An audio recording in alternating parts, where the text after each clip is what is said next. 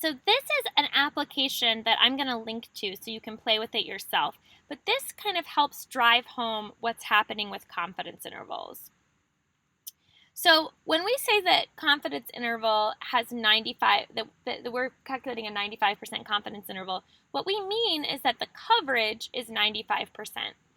And what we mean by 95% is we expect if we were to do this sampling procedure a whole bunch of times, we would expect that 95% of the procedures would result in an interval that contains the true mean. But often when you're doing any kind of statistics, you just see one sample and you just calculate one confidence interval. So, for example here, the true mean is 50. And so I have calculated one confidence interval. It's this interval in green, and it crosses between something like maybe 47 and maybe 55. And this contains the true population mean here, and so we got lucky with this confidence interval.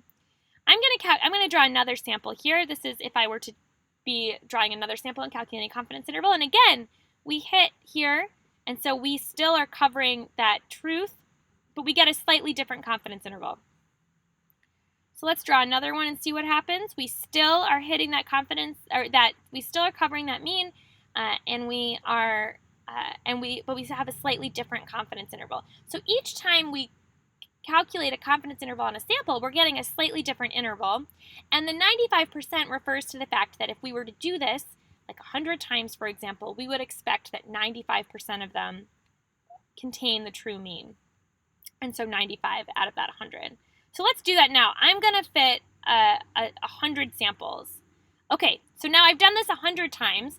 And if you notice, 1, 2, 3, 4, 5 did not cover the true mean. And so my coverage here is 95%. And so some of these intervals did not contain that true mean.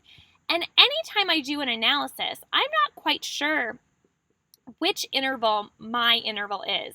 So I don't know if my interval is this red interval or if my interval is this green interval because I've just seen it one time.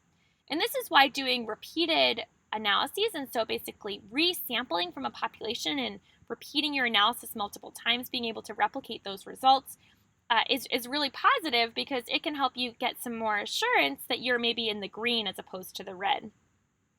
But if you notice, if I did my analysis and I got this confidence interval right here, so this is something like between, I don't know, maybe 52 and 59. And so I got this confidence interval between 52 and 59, and I wanted to describe what that confidence interval means.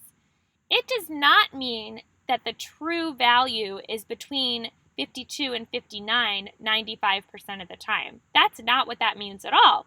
The true value is 50. It means that if I did the same sampling procedure and I calculate the confidence interval the same way, I would expect that 95% of those confidence intervals would contain that true mean.